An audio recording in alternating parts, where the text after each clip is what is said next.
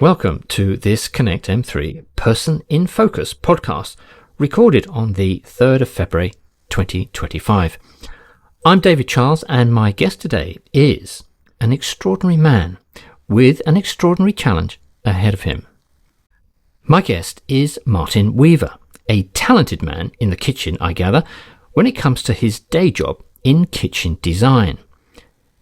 But apart from anything else, Martin has another talent of a quite different kind. He can pick out for himself an extraordinarily insane challenge. Martin is going to tell us about his insane challenge and is hopefully joining us right now on the telephone line. Hello, Martin. Hi, how are you? I'm very well, but I'm really concerned about how our person here is. How are you and how are you feeling? Very good, slightly nervous, slightly apprehensive, and but looking forward to my ride. I bet. Now this is quite extraordinary. Now I've come to know that you're a keen social rider, where you might do X number of kilometres, miles in old money, every week, perhaps solo. But what you're proposing now is, in fact, is more than a proposal, isn't it? You are planning to do something quite extraordinary in the next few weeks. Can you tell us what that is? I decided back last year that I'd give myself a bit of a challenge, put a little bit of life into my years. And I'd heard about this particular ride from somebody about 8 years ago. And I thought now is the time to do it. And so I said, right, I'm going to do it. And it's getting very close now, and it's all becoming very real. So... yeah. But tell us, what is it you're doing? So the ride is basically the Tour Aotearoa in New Zealand, and it's to ride from the very top of New Zealand to the very bottom of New Zealand on a preordained set route, whilst being self-sufficient. So carrying my own tent and all the stuff that I need en route. The only thing I can do is stop for food at shops and cafes and stuff en route. So the rest is down to me. Well, now this sounds quite extraordinary. I have to tell you that in previous days I have considered riding from the top of the UK, John O'Groats, to Land's End, which I fancy is nothing like the distance that you're proposing to do starting next month. Is that right? It is. Funny enough, I've done Land's End, John O'Groats, and I've done John O'Groats to Land's End. So it's the equivalent of doing from Land's End to John O'Groats and back again, with twice as many hills. Yes. Lovely. So, wonderful. And when I was thinking of doing this, and it was that, I was going to be doing it with a support team driving close by. But what you've just explained is that there is no support team for this, and you're camping at the side of the road. Is that right? Not necessarily the side of the road. I might actually find campsites and places like that, and if I'm really lucky they'll have a shower, essentially I'm carrying everything that I need, from spares to clothes, and sleeping bags and tents and roll mats and all those sorts of things. They're all loaded up onto my bike, so the only thing I have to buy is food, really. Well, that seems the least of your worries from my standpoint. But this ride from the northern tip of New Zealand, of North Island, to the lower tip on South Island is something like 1,800 miles? Yeah, I think the round number is 1,800 miles with 100,000 feet of ascent, i.e. cycling uphill during the ride. Right, and not on an e-bike, I guess. No, because there's nowhere to charge a battery. No. So for me, it's like cycling from Malmesbury to Windsor Castle every single day, whilst going up a hill the size of Ben Nevis, and doing that 24 days in a row. Well, who wouldn't fancy that? My goodness me. Right. Yeah, I'm sure it'll be fun. It'll be fun. I can understand why you might be feeling a little bit twitchy about it just at this moment. But let me see now. I think you're planning to leave for New Zealand in the middle of next month? I'm leaving in 13 days' time, so I go on the 16th of February. You go on the 16th of February, and you start a few days after that, I guess. Yeah, so we start the actual ride on the 22nd of February. Right, and these... These trips backwards and forwards to Windsor Castle and up and down hills like nobody's missed is going to take how many days? My aim is to do it in 24 days, and my only reasoning for that is the person that I knew that did it 8 years ago. She was half of my age when she did it, and she's probably about half my weight. So I figure that if she can do it in 12 days, which she did, Whoa. I can do it in 24. So my goodness me, that is an achievement. Well, 20 or 30 miles would be an achievement for me these days. So hats off to you. My goodness me. So this is to prove something, right? That you still got it in you, I guess. Yeah, no, I don't know that it's to prove anything in particular. It's just a case of my grandfather once said to me, he said, basically, when you get to my age, don't have any regrets.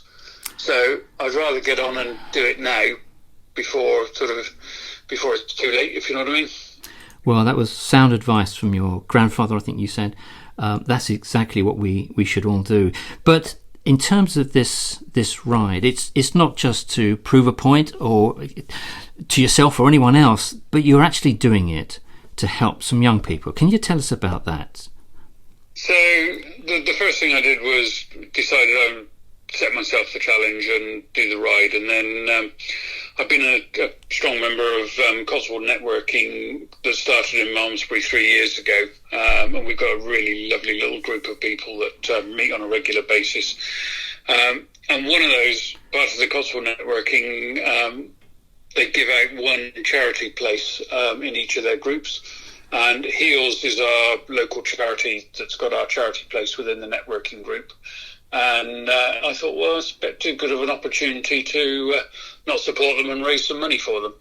So I set myself another challenge then on top of my ride to actually try and raise £4,500 to send 21 children to summer camp this summer, which is a little bit of what they do. Well, how lovely is that? So that's 21 children, I think you said? Yeah. Yeah. And what exactly would these children be doing on summer camp? So all of their summer camps are based on getting disadvantaged and children from less nice backgrounds, shall we say, the chance to have a holiday and do outdoor activities that they would never get the chance to do otherwise. So they'll be doing things like canoeing and archery and raft building and all those outdoor activities that as kids we all used to do, but sadly a lot of kids don't do these days, and I just think it's so beneficial for kids to be outside doing physical stuff, and these kids just wouldn't have the chance to do it because their parents can't afford it or for whatever reason. So I think the bit that got me is when the charity member Janet sort of said that actually they're children that when they go back to school, all they have to do is listen to all their peers telling them about their summer holidays. They then have, if they've got the chance to go on one of these summer camps, they've then got something to talk about. Well, absolutely, and as I've said so many times before, the wonderful thing about holidays and this summer camp is going to be just this, that you have something really exciting to look forward to. And all being well, they'll have something really exciting to do whilst they're away, and I'm sure they will. But once that's all over and the dust is settled, they've got something absolutely magical that's in the bank forever. They can think back what they did, how they did it, who they did it with. So holidays are so tremendously important. And for youngsters that wouldn't otherwise have that opportunity, this has to be magic. I mean, this is wonderful. It does. I think it sort of works twofold. That they do stuff and challenge themselves that in ways that they would never do otherwise. So joining in raft building and stuff, the normal child does not get to go and help build a raft or work out how to build a raft. So the development for them mentally and physically is amazing. And just being outside is just the best thing. So I think it's just fab, which is why I thought, right, that's what I want to raise money for. Well done you. There can hardly be a better cause to raise money for than what you've just described. So well done you. So what you need for this is £4,500. Is that right? It is, yeah. And I think the clock is already ticking. Is that right? It is. We started the fundraising about 10 days ago. And I think I've already got somewhere in the region of £700. Yeah, £745 so far. Margin. So that's brilliant at the moment. Well, let's see what we can do to move that along. Now, a couple of things come to mind. One is that you're going to be, I think, keeping us in contact with your progress as you go from North Island to South Island via a different means, and we'll talk about that before you get going. But our readers, etc., and listeners, indeed, will be able to track your movements, I think. Is that right? Yes, we should be able to. I've got a satellite tracker. They may be able to track me, but once I've started, we're going to run a little sweepstake on some of the numbers. So when I'm riding, I record all the things that all the numbers, shall we say, that cyclists record. Right. And basically it'll be things like, let me just get the 5 questions. So there'll be 5 questions. So when you donate, you can click on the sweepstake, and there'll be some lovely prizes to go with that.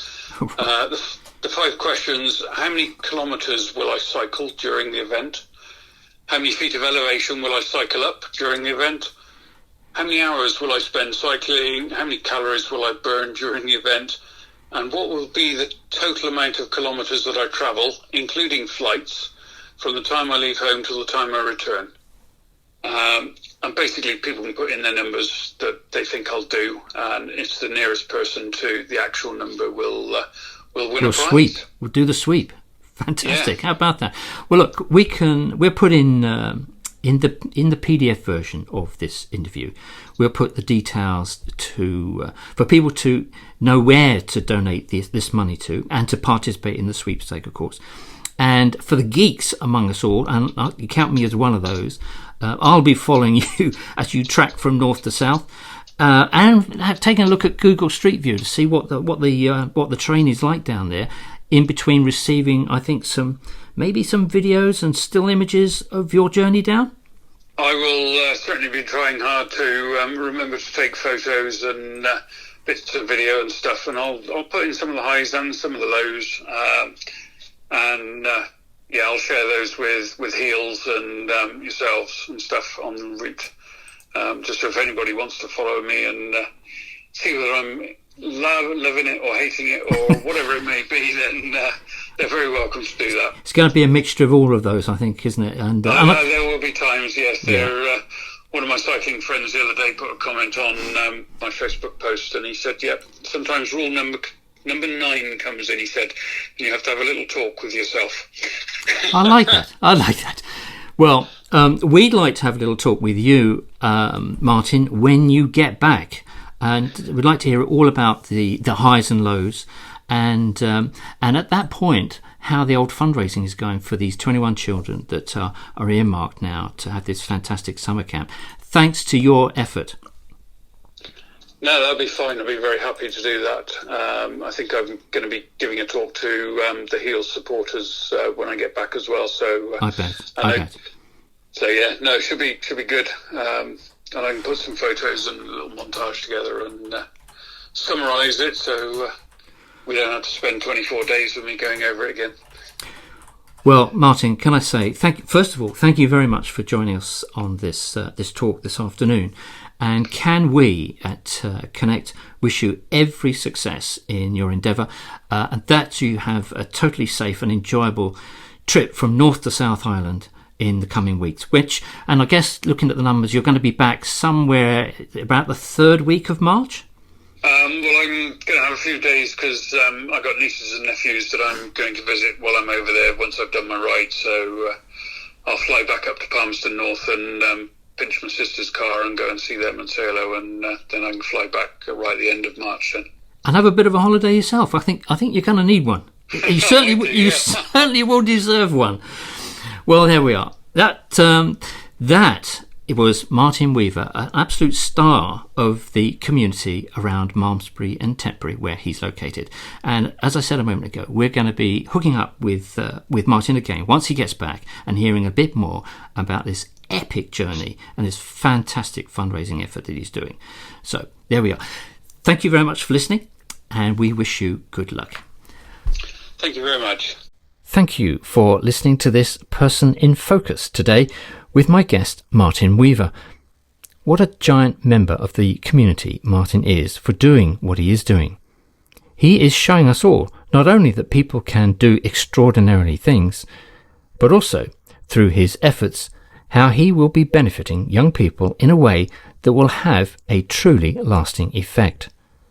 Bravo to you, Martin. Consider yourself warmly applauded. In the PDF version of this podcast, reference IF 5065A, you can find a collection of information. There is more about Martin and his cycling challenge in New Zealand, including how to track him on his 1,875-mile ride, tip to tip, north to South Island.